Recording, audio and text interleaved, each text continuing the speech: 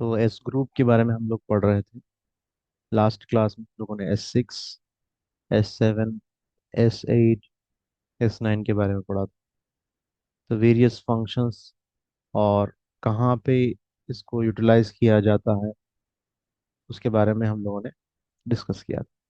तो आज हम बात करेंगे S10। एस ग्रुप में 3 ऐसी रेमेडीज है जो मेटाबॉलिज्म के लिए बहुत ज़्यादा हेल्पफुल है। उसमें से S1 है, S5 है और S10। इसको तो यूनिवर्सल रेमेडी कहेंगे हम। इसको तो फर्स्ट मेटाबॉलिक रेमेडी, इसको सेकेंड मेटाबॉलिक रेमेडी। यानी जहाँ पर S5 और S1 के फंक्शंस या फिर उसका रिजल्ट है उतना एक्सपेक्टेड नहीं है, तो जब हम S10 का इस्तेमाल करते हैं, या फिर यूं कहिए S10 उन बीमारियों के मल्टीपल मेटाबॉलिक डिसऑर्डर्स में यूज करते हैं। ठीक है, डिसऑर्डर्स जैसा कि आप किसी पेशेंट को बैक पेन भी है, ठीक है, और थायराइड भी है और डायबिटिक भी है, मल्टीपल प्रॉब्लम्स। तो यहाँ पर एक चीज नहीं है बल्कि मल्टीपल इश्यूज है। तो वहां पर आप S10 का इस्तेमाल कर सकते हैं।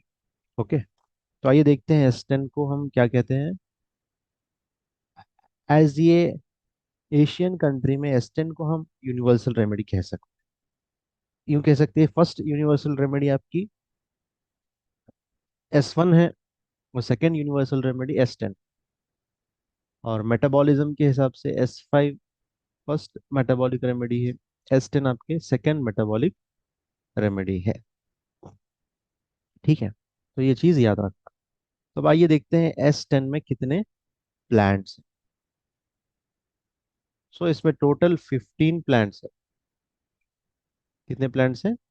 Total 15 plants. S10 में टोटल 15 प्लांट्स है। आइए देखते हैं कौन से हैं। जो 9 प्लांट्स है वो तो प्लांट्स है ही, जैसा कि आपका हाइड्रेस्टिस कैनेडेंसिस है। ठीक है, हाइड्रेस्टिस कैनेडेंसिस है। उसके बाद है कॉकलेरिया ऑफिसिनालिसिस है। ठीक है, नेस्टरटियम ऑफिसिनालिसिस है। सिमिलैक्स मेडिका है। ठीक है, और स्क्लोरोफेरिया नोडोसा है आपका। वेरोनिका ऑफिसिनालिसिस है। ठीक है, तो ये प्लांट्स आपके ऑलरेडी इसके अंदर भी है। और इसमें बर्बरी वल्गैरिस है। ठीक है,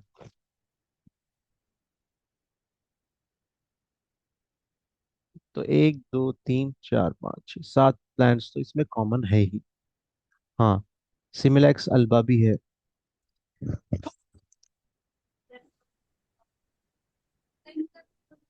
तो सिमिलैक्स,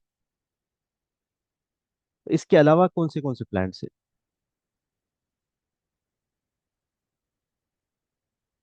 इसके अलावा अब देखिए फर्स्ट प्लांट जो है एस्कोलस हिप्पोकैस्टम। ठीक है, ये फर्स्ट प्लांट है,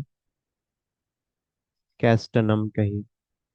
ठीक है, और सेकंड है ऑलरेडी बर्बरिस वल्गरिस है ही। ठीक है, बर्बरिस वल्गरिस। थर्ड में एरिथ्रिया सेंटोरियम। एरिथ्रिया सेंटोरियम। ठीक है, थर्ड नंबर। फोर्थ नंबर पे कैटरेरिया एक्लैंडिका। ठीक है, फोर्थ प्लांट है। फिफ्थ प्लांट आपका टिंचोना कैलिसया। ओके, टिंचोना कैलिसया, ये फिफ्थ प्लांट है। नेक्स्ट सिंस सिक्स्थ वन है cinchona सॉक्सी रोब्रा। Cinchona सॉक्सी रोब्रा। Okay, next seventh one है ऑलरेडी हाइड्रेस्टिस कैनेडेंसिस है। एट्थ वन है आपका कॉकलेरिया ऑफिसिनालिसिस है। नाइन्थ वन है नेस्टर्टियम ऑफ एनालिसिस है, ऑलरेडी S1 से आपको S5 तक मिलेंगे, S6 तक मिलेंगे प्लैंस। टेंथ वन है nasturtium officinalis, cochlearia officinalis, nasturtium officinalis. Tenth one है आपका सैलिक्स अल्बा। ठीक है। और 11th वन आपका स्क्लोरोफ्यूरिया नोडोसा, ये भी ऑलरेडी था। नेक्स्ट है सिमिलैक्स मेडिका, ये भी ऑलरेडी था। 13th वन था सिलाइगो फरफरा, ये भी था आपका। 14th वन है, ये नया है plant, sambucus nigra. Okay. 14th one. 15th one है वेरोनिका ऑफिसिनालिस। तो ये 15 प्लांट्स। तो 9 प्लांट्स जो ऑलरेडी यूज्ड है वो तो है ही, इसमें 6 न्यू प्लांट्स आपको देखने को मिलेंगे। तो 6 के 6 S10 के लिए जरूरी है। और ऐसा एक प्लांट है जिसकी वजह से ज्यादा हो रहा है, ऐसा कुछ नहीं, बल्कि 6 के 6 जरूरी है S10 के लिए। ठीक है। तो ये S10 आपके अंदर, इसके अंदर 15 टोटल प्लांट्स है। 9 ओल्ड प्लांट्स है, ओल्ड मतलब जो ऑलरेडी यूज किए हुए हैं, और आपका 6 जो प्लांट्स है वो न्यू प्लांट्स है। ठीक है। तो S1, इसको मैंने कहा था मेटाबॉलिक रेमेडी। फर्स्ट नंबर पे क्या है ये? मेटाबॉलिक रेमेडी है। ठीक है। और दूसरी चीज ये है, ये अगर कोई इंसान कोई बीमारी से, जैसा कि टाइफॉइड फीवर या फिर मलेरिया फीवर, ऐसे कोई भी बीमारी से जो जिसके अंदर long term weakness, long term body के अंदर इसकी कैपेबिलिटी आ जाती है, तो ऐसे कंडीशन में आप S1 बिफोर फूड और S10 आफ्टर फूड लेने से वो तमाम चीज़ें दूर होने लगती है। ठीक है। और वीकनेस दूर होगा, बॉडी पेन दूर होगा, यानी इसके साइड इफेक्ट्स, ये बीमारी के साइड इफेक्ट्स है। हालांकि आपने एलोपैथी मेडिसिन लिया हो या कोई भी दूसरा मेडिसिन लिया हो, अगर इलेक्ट्रो होम्योपैथी ही लिया होगा, तो फिर फर्स्ट डे से ही आपको इस बीमारी से भी छुटकारा मिलेगा, और वीकनेस, पेन, इसके साइड इफेक्ट्स भी कम हो जाएंगे। ठीक है। तो ये S1 S10 आप ले सकते हैं बिफोर फूड। सेकेंड, जैसा कि S1 जैसा आपका माउथ से एनस तक काम करेगा, इसी तरह S10 भी आपका माउथ से एनस तक काम करेगा, लेकिन इससे सुपीरियर है S10। S10 क्या है? इससे सुपीरियर है। S1 थोड़ा फर्स्ट लेवल का है, तो आप पहले S1 से ही स्टार्ट करेंगे, फिर रिजल्ट्स ना आने पर S10 देंगे। या फिर यूं भी कर सकते हैं, क्रॉनिक डिसीज में S1 भी और S10 भी। तो S1 बिफोर फूड देंगे, ये याद रखना है। सिर्फ S ग्रुप में एक ऐसी मेडिसिन है जो आफ्टर फूड देने वाली है, वो है S10। ठीक है। तो ये चीज आपको याद रख। तो S10 कहाँ पे यूज होगा, इसके बारे में मैंने आपको बताया, और S10 के अंदर कितने प्लांट्स है उसके बारे में हम लोगों ने डिस्कशन किया। अब आइए देखते हैं S10 के साथ, या फिर आपको थोड़ी और चीजें मैं बता देता हूँ S10 के बारे में। S10 जो है, जैसे कि आपके डिसीजेस है, क्या डिसीजेस है डाइजेस्टिव सिस्टम के? डायरिया है, उसमें दे सकते हैं आप। थोड़ा और मैं आपको डिटेल बता देता हूँ। डाइजेस्टिव सिस्टम डिजॉर्डर जैसे जैसा कि एपिगैस्ट्राइटिस, अल्सर, ऐसे तमाम कंडीशन में दे सकते हैं। और मैंने बताया था आपको फीवर के बाद की कमजोरी में दे सकते हैं, यहाँ तक कि माइग्रेन में भी काम करेगा अच्छे से। पाइल्स में, हेमोरॉइड्स में यूज कर सकते हैं आप। और कॉन्स्टिपेशन में यूज कर सकते हैं। कॉन्स्टिपेशन के लिए तो बहुत अच्छी दवाई है। डिसेंट्री है, उसमें दे सकते हैं आप।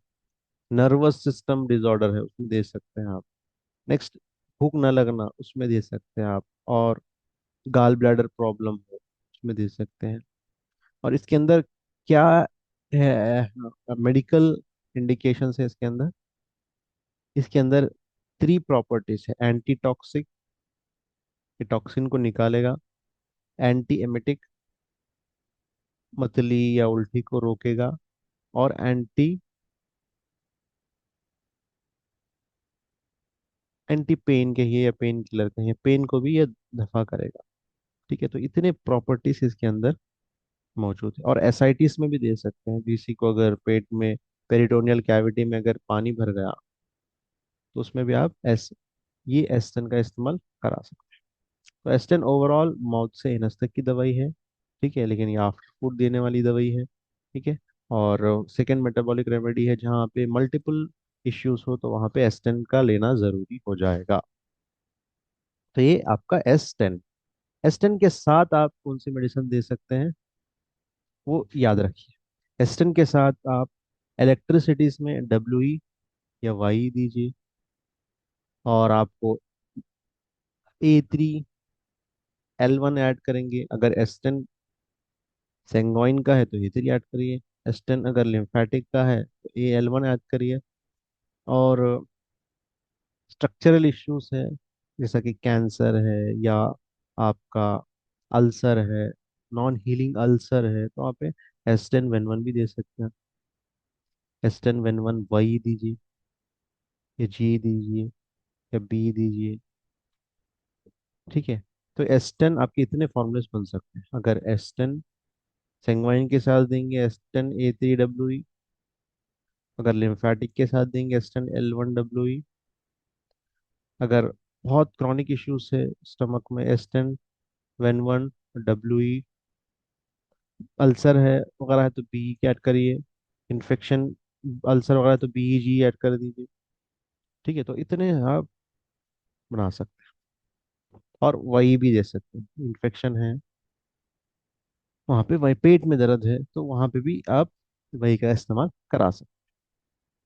तो आप ये आपका ये S10 रेमेडी के बारे में। अब S10 के बाद कौन सी रेमेडी है, S10 के बाद है S11। नेक्स्ट है S11। S11 देखिए, हमारे इलेक्ट्रोहोम्योपैथी में एक खास मानी जाने वाली रेमेडी है, जिसको हम एंटी एमेटिक रेमेडी कहेंगे। एंटी एमेटिक रेमेडी यानी वॉमिटिंग को रोकने वाली, या मतली को, नौजिया को, या वॉमिटिंग को रोकने वाली रेमेडी, ठीक है। तो आइए देखते हैं इसके अंदर कितने प्लांट्स है। Total 10 plants. कितने हैं टोटल? 10 प्लांट्स है। सेम, कुछ प्लांट्स सेम है, कॉकलेरिया ऑफिसिनालिसिस। सेकेंड नंबर है हाइड्रास्टिस कैनेडेंसिस, ठीक है। थर्ड नंबर है नेस्टरटियम ऑफिसिनालिसिस, ठीक है। फोर्थ नंबर है स्क्लोरोफोडिया नोडोसा। नेक्स्ट फिफ्थ वन है आपका सिमिलैक्स मेडिका, ये कॉमन है। सिक्स्थ वन भी कॉमन है, टसिलैगो फरफरा। सेवेंथ है वेरोनिका ऑफिसिनालिसिस। एट्थ है मैड्रिकेरिया कैमोमिला। नाइन्थ है, ये नया है देखिए, मेलेसिया ऑफिसिनालिसिस। टेंथ वन है लोबिलिया इन्फ्लाटा। लोबिलिया इन्फ्लाटा। तो ये प्लांट्स आपके हो गए आपके S11 के, ठीक है। तो S11 कहाँ पे यूज करेंगे, अभी मैंने आपको थोड़ा बताया था कि वॉमिटिंग रेमेडी है, जैसा कि ट्रैवलिंग सिकनेस हो जाती है,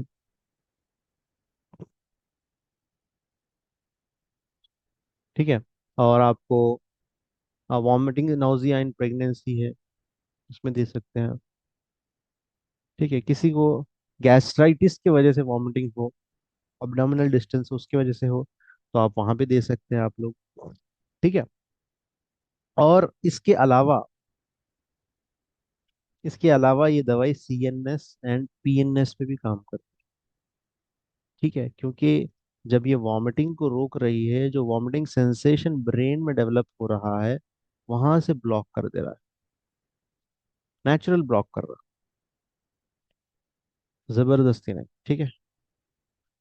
तो ये जो एलोपैथी मेडिसिन है वो तो डायरेक्ट ब्लॉक कर देंगे आपको, लेकिन हमारे इलेक्ट्रो की दवाई नेचुरल ब्लॉकेज, यानी दोनों के सहमति से यहाँ पे ब्लॉकेज होगा, नर्वस सिस्टम और दवाई के सहमति से। लेकिन एलोपैथी मेडिसिन क्या करें, डायरेक्ट जाके बगैर इसकी परमिशन लिए यहाँ पे ब्लॉकेज कर देगा, जो सेंसेशन ब्रेन से आ रहा है उसको ब्लॉक कर देगा, ठीक है। तो ये फर्क है हमारे इलेक्ट्रोपैथी और होम्योपैथी। तो ये ट्रैवलिंग सिकनेस, नाउजिया, प्रेगनेंसी में साथ साथ सीएनएस, पीएनएस में भी काम करेगी। CNS central nervous system, PNF peripheral nervous system. CNS में आपका ब्रेन आएगा और स्पाइनल कॉर्ड आएगा। पीएनएस में मोटार नर्व्स आएंगे और सेंसरी नर्व्स आएंगे। तो इतने चीजों में S11 काम करता है। ठीक है। अगर किसी पेशेंट को डिहाइड्रेशन हो जाए, डिहाइड्रोजन हो जाए वॉमिटिंग की वजह से, तो तब तब दे सकते हैं आप। ठीक है। चक्कर आ जाए, वर्टिगो, वर्टिगो में भी काम करेगा अच्छी तरीके से। ठीक है। और अगर किसी को इंटेस्टाइनल इन्फेक्शन हो तो उसमें भी दे सकते हैं आप, क्योंकि ये म्यूकस पैदा करेगा। ठीक है। Good regenerative remedy for mucus है, यानी म्यूकस को पैदा करेगा। ठीक है। तो इतने सारे बेनिफिट्स है। साथों में या तो ट्रैवलिंग सिकनेस को दूर करेगा, नाउजिया को दूर करेगा, सीएनएस पीएनएस पे काम करेगा। ठीक है। और साथ में डिहाइड्रेशन अगर वॉमिटिंग की वजह से हो तो उसको दूर करेगा, वर्टिगो, चक्कर आना, उसमें बैलेंसिंग करेगा। और इंटेस्टाइनल इन्फ्लेमेशन को कम करेगा और म्यूकस को बढ़ाएगा। जहाँ कहीं भी म्यूकस मेम्ब्रेन में अफेक्टेड है वहां पे आप दे सकते हैं, क्योंकि इसके अंदर रीजेनरेटिव पावर है। ठीक है। और S11 के साथ क्या क्या दे सकते हैं आप? S11 के साथ F1 दे सकते हैं, S11 के साथ L1 दे सकते हैं, S11 के साथ A2 दे सकते हैं, S11 के साथ WE और YE दे सकते हैं। तो S11 नर्वस है, F1 ऐड करिए। S11 के साथ L1 दीजिए जब लिम्फेटिक है, लिम्फेटिक इशू, सेंगोइन इशू है तो A2 ऐड करिए। ज़्यादातर WE आएगा, कहीं कहीं वाई भी आप ऐड कर सकते हैं। हाइपर हाइपर फंक्शन में आप वही दीजिए। न्यूट्रल है फिर भी वॉमिटिंग है, वर्टिगो है, तो उस कंडीशन में WE दीजिए। ठीक है। तो ये था S10 और S11 के बारे में। तो ये दो रेमेडी हम लोग ने कंप्लीट कर लिया।